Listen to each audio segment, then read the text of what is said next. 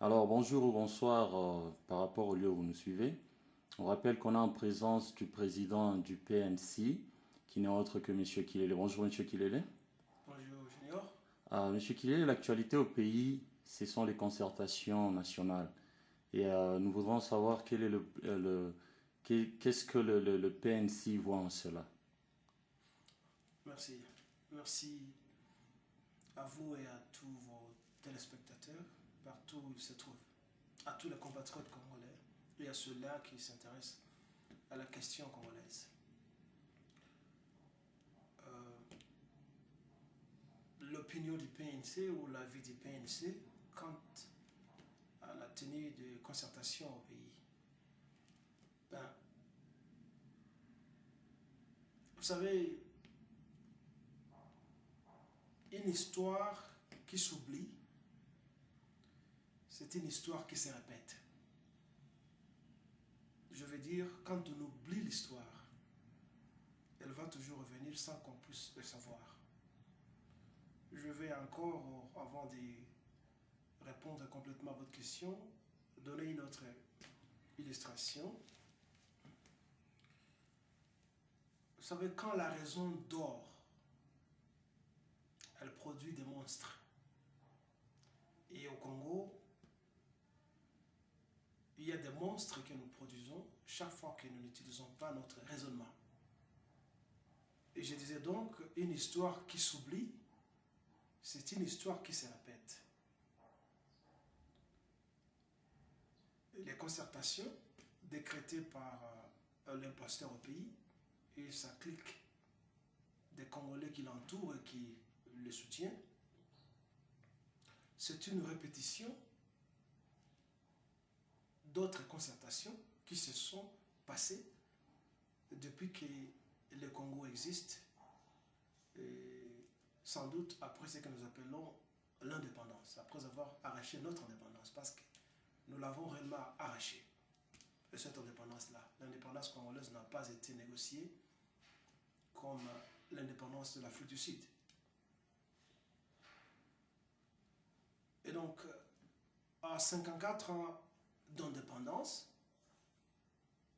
les historiens politiques peuvent déjà égrener un chapelet des concertations qui se sont tenues au Congo. Il y en a eu 17 jusque-là. Enfin, il y en a eu 16. Et ceci, ça fera le 17e. Alors, 17 concertations. Aucune de ces concertations n'a amené la paix au Congo, ni n'a aidé les Congolais et les Congos à prendre un élan de développement. Il y a eu donc comme simple illustration la conférence nationale. C'était une forme de concertation. Il y a eu les consultations populaires de Mobutu à travers les provinces. C'était toujours une forme de concertation.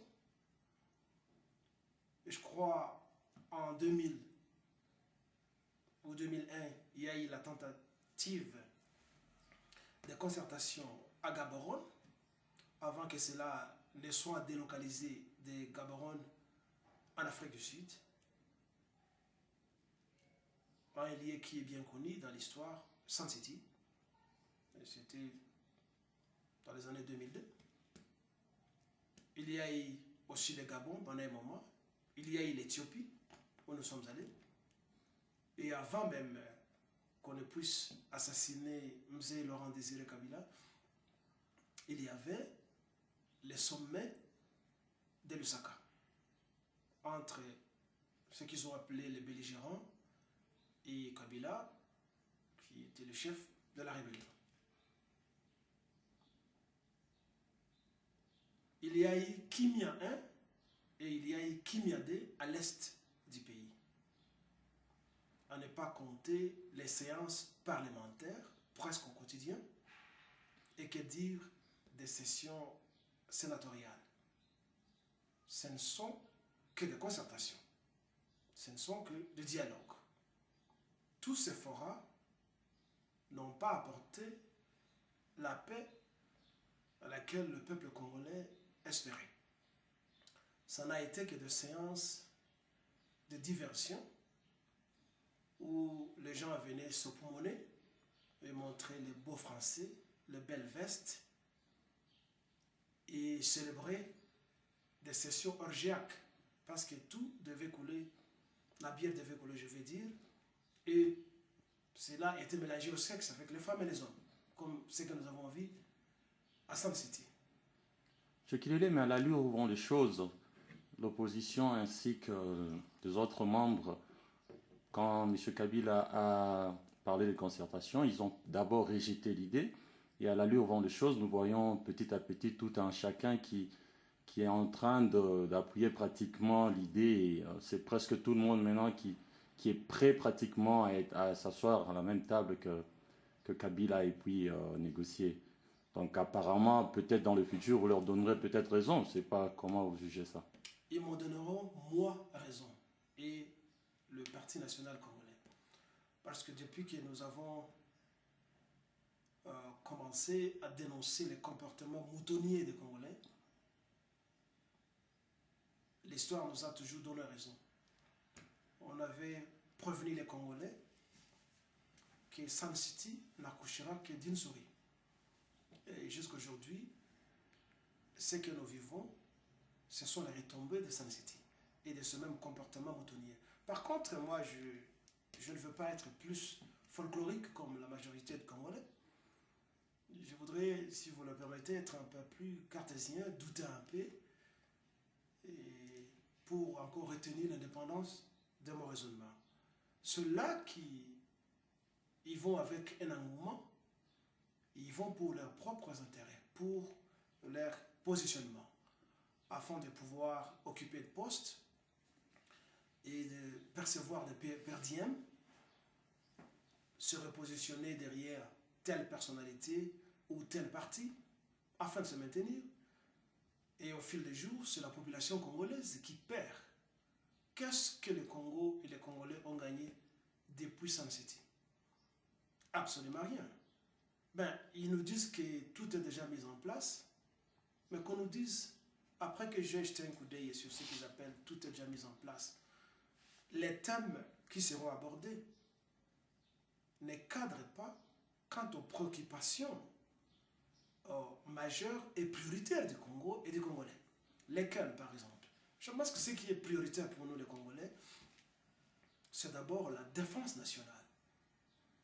Mais parlant de défense nationale, apparemment, c'est l'un de points qu'ils vont aborder quand ils parlent de la guerre à l'Est et l'insécurité au pays. Ah ben, je vais y arriver. Et combien de fois ils ont parlé de la guerre à l'Est et ils n'ont jamais mis fin à cette guerre? Je voulais donc énumérer quelques priorités. Et je vais revenir à ce que j'étais en train de dire. Donc je disais, il nous faut d'abord la défense nationale. Une armée très forte. Une armée redoutable comme c'était peut-être un peu à l'époque de Mobutu. Il nous faut l'intégrité nationale.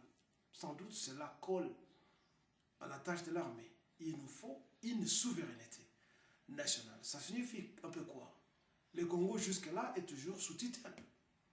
Chaque fois quand il y a une crise provoquée soit par les Congolais ou provoquée par des voisins ou tout autre intrigant, eh bien, le Congo doit se référer à la communauté internationale, le Congo doit se référer à l'ONU, le Congo doit se référer à la Belgique, à la France et toutes les autres puissances du monde.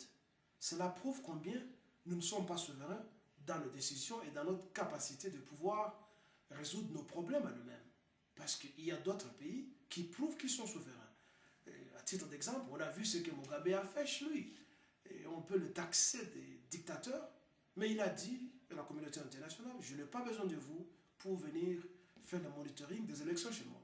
Parce que vous n'appelez pas les Africains pour aller faire le monitoring chez vous. Et chez vous aussi, nous savons qu'il y a tricherie, il y a tripotage des élections. Vous n'appelez pas les Africains pour aller approuver si ces élections étaient libres et démocratiques. Voilà un pays qui est souverain. Et un autre exemple, la Tanzanie, par exemple, la crise entre la Tanzanie et le Rwanda ces derniers temps, on a vu la Tanzanie expulser les Tutsis chez eux sans se référer à la communauté internationale. Sans doute, il y a eu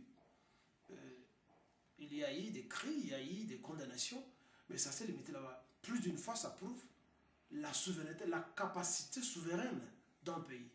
Mais le Congo ne réjouit pas de sa souveraineté à cause de gens qui entourent cet imposteur. Donc, je nomme la défense nationale, la souveraineté nationale, l'intégrité nationale du pays, combattre la corruption, la misère généralisée au Congo et l'hémorragie des fuites de cerveau du Congo, les gens qui partent ailleurs pour presser ailleurs, laissant les Congos en fainéant.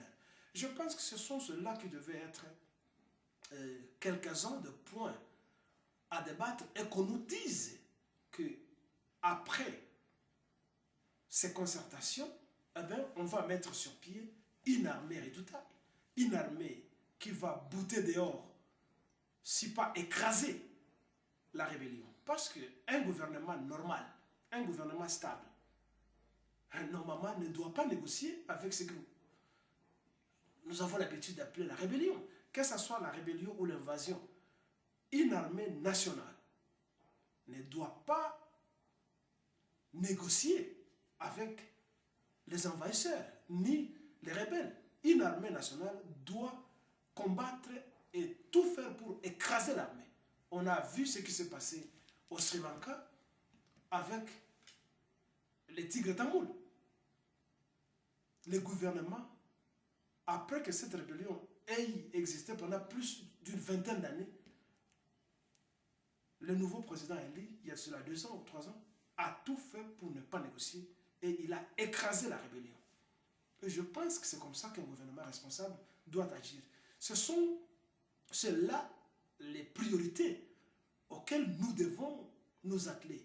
Pas aller à des concertations où nous savons que ça accouchera des souris, où nous allons toujours repartir à la case de départ. Alors, ces opposants qui y vont, comme je venais de le dire, ce ne sont que des traîtres. Et ce sont des gens qui manquent de mémoire parce que c'est la même histoire, comme je l'ai dit, qui se répète.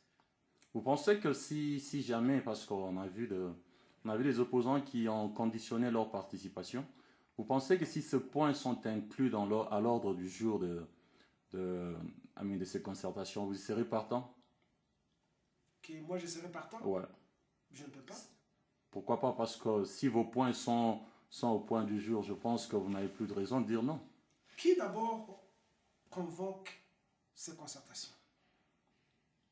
Ils vont parler par exemple de la légitimité de Kabila, ou soi-disant Kabila son nom. Mais ce sont ceux-là qui l'entourent. Ce sont ceux-là qui sont au Sénat et au Parlement et dans les cabinets ministériels, qui sont les ténors de la convocation de ce même concertation. Ils sont en train de jouer leur jeu auquel ils sont toujours habitués. Et donc, qu'ils prennent en considération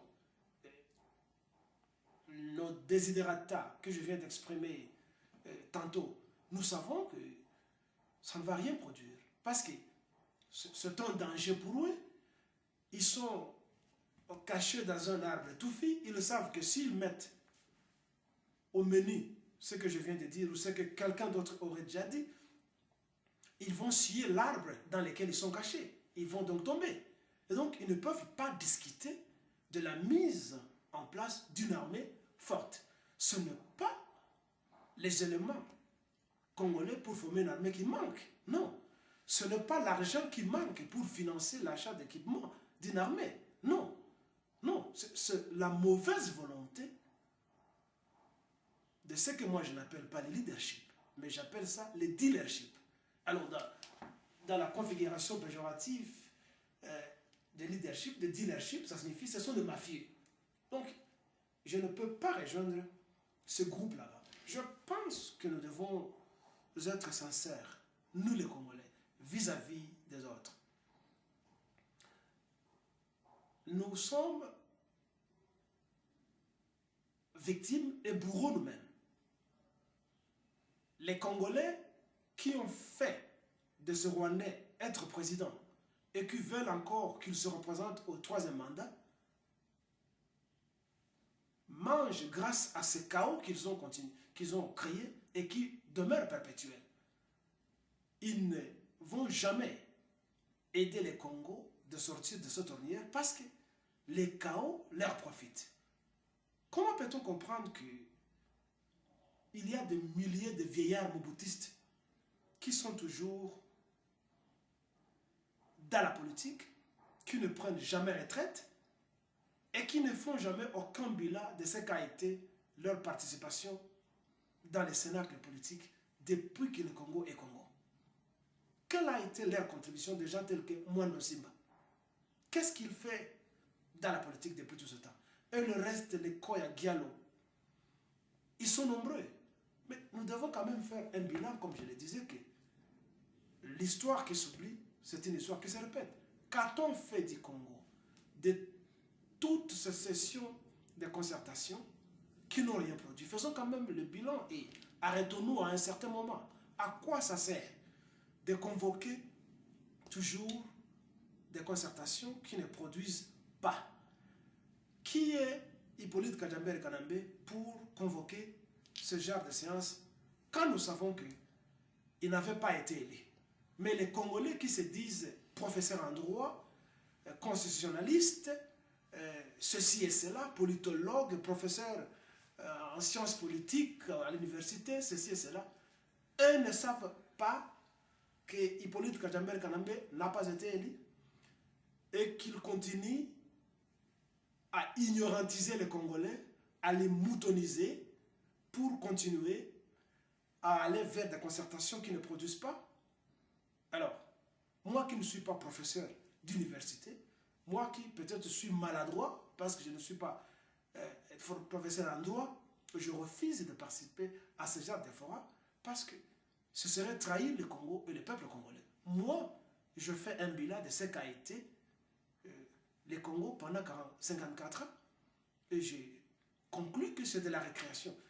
Au grand mot, grand remède, comme on l'a toujours dit. Je pense que, comme les chrétiens le disent dans la Bible, si ta main ne t'aide pas, donc il faut la trancher. Alors, vous si dites ton quoi? œil ne t'aide pas à voir, il faut l'enlever. Donc il faut des méthodes fortes. La priorité pour les Congolais, c'est de chasser Hippolyte Kajambere Kanambe, l'arrêter ou l'exécuter. C'est tout ce qu'il faut. Vous dites quoi à propos de ces diasporas qui disent que non, ils vont y aller juste pour dire certaines vérités à Kabila? Mais ils ont toujours dit des vérités à Kabila. Qu'est-ce qu'ils vont lui dire qu'il n'a jamais entendu? Quel menu ils vont l'amener? Nous l'insultons, nous les condamnons, nous dénonçons ses origines. Ils disent que les messages ne passent pas clairement. Peut-être face à face, ça passera plus Mais nous sommes clairement. dans un monde technologique aujourd'hui. Et comme on dit, nous sommes dans un village. Il n'y a rien qui ne soit dit ou fait ailleurs qui n'arrive pas à quelqu'un. À travers l'Internet, à travers les radios, les stations de télévision. Mais il a une équipe de presse qui l'informe sur tout ce qui se passe, sur tout ce qu'on dit de lui. Donc il est au courant de tout ce qu'on lui dit. Ceux gens qui vont y aller de la diaspora, c'est une bande de flatteurs, comme nous les Congolais nous sommes habitués à flatter. C'est une bande de flatteurs, une bande de malheureux qui vont chercher de l'argent, c'est tout. Ce ne sont pas des gens qui vont apporter une contribution. Le Congo a besoin de la méthode forte pour le moment, à grands mots, grands remèdes. Et c'est parce que la raison, comme je l'avais dit, a dormi. Cette raison est entrée et a toujours produit des monstres au Congo. C'est de l'illusion comique. Hein? Comme disait l'écrivain italien Dante Alighieri. C'est de l'illusion comique. On est dans l'illusion. Ça produit des monstres. Les gens, ils savent qu'ils iront là-bas, ils vont dire, écoutez, on a étranger, on doit, il y a un grand prêtre, on va défendre. On en a vu ici à Johannesburg, où il y avait des gens tels que les zombies un type qui s'appelle zombie, moi je ne connais pas, je ne l'ai jamais vu, qui défendait ce Rwandais. Et je ne sais pas si peut-être il deviendra ministre bientôt. C'est comme vous avez des tonneaux vides tels que Kabassou, Bababassou. C'est comme vous avez... Parler de Zachary Bababassou. Bon, ce type-là. C'est comme vous aviez un autre là qui s'appelait, c'est Francis Kalombo. Bon, on va prendre des ramassis comme ça, des cigales qui chantent auprès d'un imposteur, ils vont berner la masse congolaise disant que non, il y a Azali, jeune Azali président Nabiso, il faut tout ce qu'il parce qu'ils ont réalisé Biloko. Ils vont arriver là-bas, chacun à la fin des concertations a une enveloppe et c'est fini. Il rentre là où il est incapable de louer un appartement là où il reste. Il achète 2-3 vestes, ça se limite là-bas. Je pense que nous devons sortir de cette ornière là-bas, moutonnier, d'être trop crédible que chaque fois quand il y a convocation de quelque chose, on y va folkloriquement, sans raisonner, sans faire le bilan de ce qu'a été le passé. Est-ce que c'est aujourd'hui qu'on oublie que Hippolyte Kajambe Kanambe, c'était un Rwandais? On a déjà oublié que c'est lui qui a tué Mzee Laurent Désiré Kabila. On a oublié que c'est lui qui a tué Arma Tungulu. On vient d'oublier que c'est lui qui a tué Tchebeya et Bazana. On a oublié que c'est lui qui a tué nos compatriotes de Bundu Diakongo. On a oublié que c'est lui qui s'était, qu'une partie de la province de Bandundu est cédée en Angola. On a oublié que c'est lui qui orchestre les guerres perpétuelles et rituelles à l'est du Congo. On a oublié que c'est lui qui a tué la plupart des soldats congolais qui ont été toujours trahis. Tout ça, nous oublions. Nous oublions que c'est lui qui humilie le Congo. Nous oublions qu'il est le proconsul du gouvernement rwandais au Congo et que c'est Kagame qui est le président du Rwanda. Bon, comment nous appelons des intellectuels? Comment nous nous appelons des patriotes quand nous manquons de mémoire, quand nous sommes incapables de faire le bilan de ce qu'est le pays, de ce que nous avons été et de ce que nous sommes?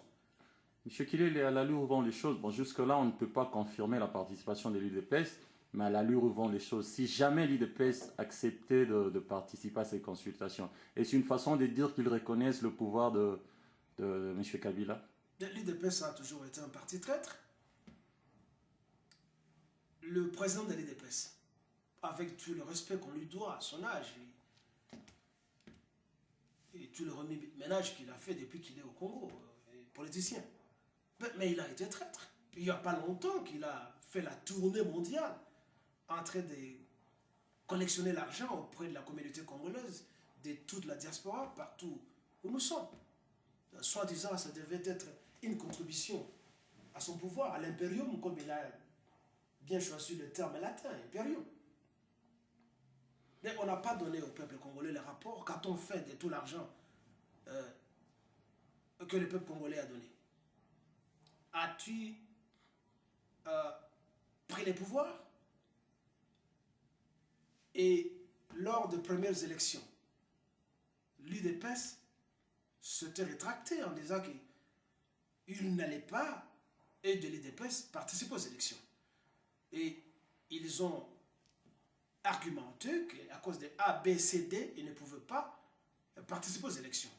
Lors du deuxième tour des élections, enfin le deuxième mandat, mais l'UDPS est allé de main de prince aux élections, pendant que les mêmes fautes qu'il condamnait lors des premières élections étaient toujours là-bas. Pourquoi l'UDPS a participé aux élections alors qu'elle condamnait à tout moment le pouvoir de Kabila?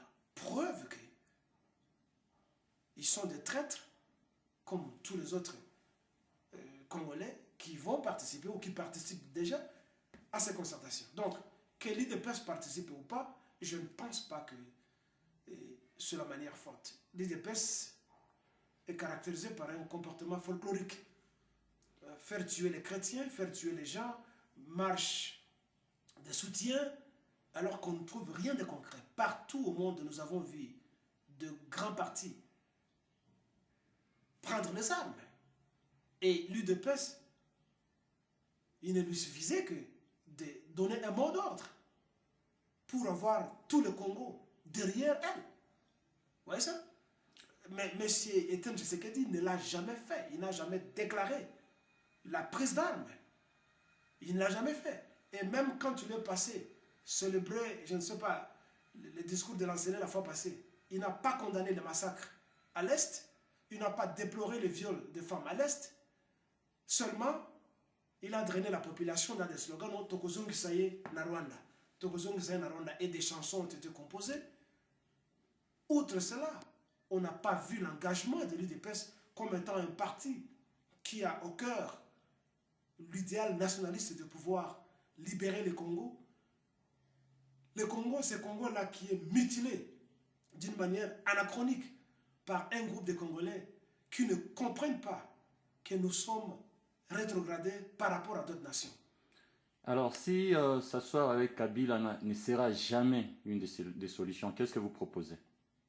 Tu peux répéter ça? Je dis, si vous rejetez de concertation, c'est-à-dire s'asseoir aux mêmes tables avec Kabila, qu'est-ce que vous proposez alors?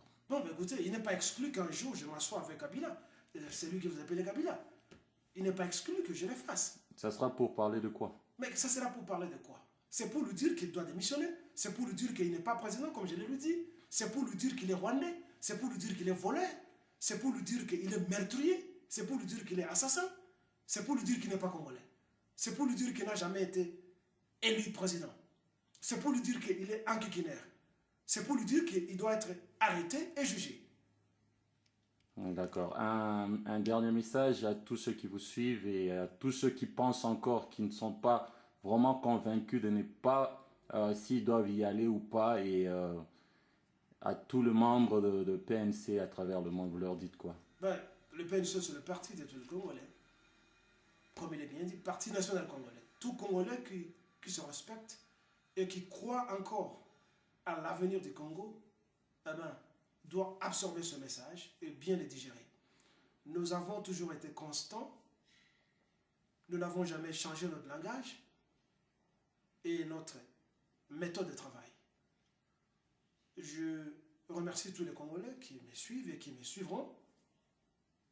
Et je leur demande de cesser l'illusion comique et que nous soyons plus pragmatiques comme ça s'est fait ailleurs, à travers le monde, où les gens se sont retrouvés ou se retrouvent dans le même état que nous et qui ont pris des armes et qui se sont sacrifiés pour changer la donne de l'histoire. Si nous devons croire que la clique qui a toujours été là et qui est là peut libérer le Congo, eh bien, nous nous trompons. Il est temps que la mémoire se réveille. Il est temps que la raison se réveille afin de cesser de produire des monstres. Ce Congo-là nous appartient. Et nous allons tout faire pour mettre fin à l'incurie. Que cela soit aujourd'hui ou demain, le Congo sera nôtre et il est nôtre. Et ceux-là qui croient qu'il leur appartient, il faut de chanter un jour. L'Allemagne a occupé la France. Elle a occupé l'Europe. Elle est rentrée chez elle. Et Kagame, qui croit qu'il est l'Hitler de l'Afrique, il se trompe. Le naturel est têtu. Tu le rejettes, il va te revenir. Il aura une fin à tout. Ce n'est pas une fin religieuse, c'est une fin humaine. Et Kagame sera mis à nu. Pourquoi est-ce que vous vous acharnez plus sur Kagame que sur Kabila? Mais c'est Kagame qui est le président du pays. Qui est le président du pays? Ce n'est pas Kabila, c'est lui que vous appelez Kabila. Celui qui est président du Congo, c'est M. Paul Kagame. Et Hippolyte Kagame Kanambe n'est qu'un proconsul. Son délégué, c'est comme un gouverneur de la province, parce que le Congo, c'est une province du Rwanda. Donc, nous devons attaquer le Rwanda. Et si moi, je deviens président, une des décisions que je prendrai, c'est identifier tous les citoyens du pays et je vais chasser les Rwandais du Congo. Et ne viendra au Congo, le Rwandais qui ne viendra au Congo, que celui qui vient d'une manière légale. Donc, il demande la nationalité, ben, le service d'immigration va examiner son cas et lui donner la nationalité. Bon, ces Rwandais qui sont nés là-bas, il n'y a pas de problème, ce sont des êtres humains. Mais nous devons tout faire pour identifier les infiltrés qui déstabilisent les Congos et les juger. Écoutez, soyons quand même plus réalistes. Et jusqu'au jour d'aujourd'hui, les Juifs, les Israéliens, continuent à traquer les nazis partout où ils sont. Ceux-là qui ont participé à la décimation du peuple juif lors de la Seconde Guerre mondiale. On continue à les traquer, à les arrêter, à les juger et à les exécuter. Mais pourquoi cela doit être différent de ceux-là qui ont tué le peuple congolais et que vous croyez que chaque fois que les Congolais et les Congos saignent, on doit dire Amen, on doit dire on donne la vengeance au Seigneur, on ne va pas donner la vengeance au Seigneur. Parce que les Juifs ne le font pas. Et que vous prenez pour étant un peuple modèle, un peuple de Dieu, continue à se venger. Donc, la rancune est permise. On ne va pas continuer dans l'humiliation totale. Et cela signifie que nous ne sommes pas un peuple. Eh bien, c'est l'Israélien, le général Moshe Dayan, qui le disait. Un peuple qui ne se bat pas, c'est un peuple qui est condamné à disparaître. Et donc, de par cette anecdote, les Congolais doivent se réveiller. Et nous devons tout faire qu'un jour, nous appréhendions M. Kagame et tous ces généraux. Nous devons toujours continuer à nous référer à la Cour pénale internationale. Parce que les Juifs ne le font pas. Les Juifs traquent leurs agresseurs. Ils les éliminent, les juges les amènent chez eux dans leurs propres tribunaux et dans leurs propres cachots. Si les Juifs le font, qu'en est-il de nous qui nous appelons, nous sommes un peuple souverain, nous sommes un peuple de Dieu? Ça ne doit pas être de la comédie. Nous devons nous faire la justice nous-mêmes d'abord et non pas croire à la justice internationale qui joue le deux poids deux mesures. Nous devons donc tout faire à partir du Congo, identifier les citoyens congolais, les citoyens rwandais qui trahissent les Congolais, qui ont trahi les Congolais, qui humilient les Congolais, qui aident au pillage des ressources congolaises, je dis bien, des ressources tant humaines que naturelles, donc ceux-là qui tuent les Congolais, ceux-là qui tuent les têtes congolais, ceux-là qui poussent les têtes congolais à l'immigration. Nous devons éliminer, nous devons identifier ces gens d'abord et les éliminer. Si nous ne faisons pas cela, nous continuerons toujours à tenir des concertations. Il n'y aura jamais de solution. La situation congolaise est totalement différente d'autres situations. Nous sommes occupés et nous connaissons qui nous occupe. Nous sommes donc un peuple qui a un comportement un peu rarissime. Que quelqu'un vient nous jeter de la salive au visage, eh bien, nous nous essuyons le visage et nous l'embrassons. Qui ne connaît pas que Kamere n'est pas congolais? Qui ne connaît pas que Zaïd Ngoma n'est pas congolais? Qui ne connaît pas que Hippolyte Kajabé Kalambe n'est pas congolais? Qui ne connaît pas que d'autres ne sont pas congolais? Mais les Congolais continuent à être des marchepieds de ces gens. Ils sont des domestiques, ils sont des chauffeurs, ils sont des gardes, des gardes du corps. De ces mêmes gens, où a-t-on vu un peuple qui raisonne de cette façon? Ça ne se passe ni dans le monde arabe, ni chez les Sud-Africains. Ça ne se passe pas. Alors, il y a un problème sérieux dans la phylogénèse de l'homme congolais que nous devons chercher à étudier. Et ça ne doit pas se passer comme ça. On va dans les concertations où l'on vous donne des ordres, non, Tokosalaboye. Quand Ken Guadon venait déjà de dire que non, à la fin de ces concertations, à la fin de 15 jours, à la fin de 20 jours, eh bien, il va y sortir un gouvernement d'union nationale. Mais qui est-il pour directement, n'est-ce pas, donner des ordres comme ça? Donc, à quoi ça sert d'aller déjà à ces concertations quand la conclusion est déjà connue? Mais ça a été rejeté par l'opposition ainsi que la majorité. Mais vous parlez de quelle opposition? Est-ce qu'il y a une opposition? Ah ben, si elle existe au Congo, peut-être. Ah bon? Avec ce que vous appelez la majorité prédatrice, enfin la majorité présidentielle? Mais ce sont les oiseaux de même plumage. Alors, s'il faut conclure, M. Kilé, on dira vous avez un seul message, et le message est on ne négocie pas avec l'imposteur, le message est Kabila dégage. Absolument. Et nous devons lui mener une guerre. Il n'y a pas autre chose. Et je ne pense pas qu'il y ait du radicalisme dans ce que j'ai dit. Je ne pense pas qu'il y ait de la haine, parce qu'au Congo, il y a toujours des termes, les médias de la haine, les médias de ceci, cela. Ils ont toujours des termes. Nous devons lui faire la guerre. Nous devons le bouter dehors. Nous devons l'arrêter. C'est tout ce qu'il faut. Eh bien, vous avez vu ce que les Égyptiens ont fait. Je ne suis pas pour les coups durs des militaires, mais quand ils n'en voulaient pas avec les frères musulmans, ben, l'armée a pris le pouvoir. Je pense que c'est ce qu'il faut. Donc ce n'est pas du radicalisme, à grands mots, grand remède. Ce n'est pas du radicalisme. Nous devons déboulonner Hippolyte Kajambe Kanambe. Ce n'est pas du radicalisme, ce n'est pas de la haine.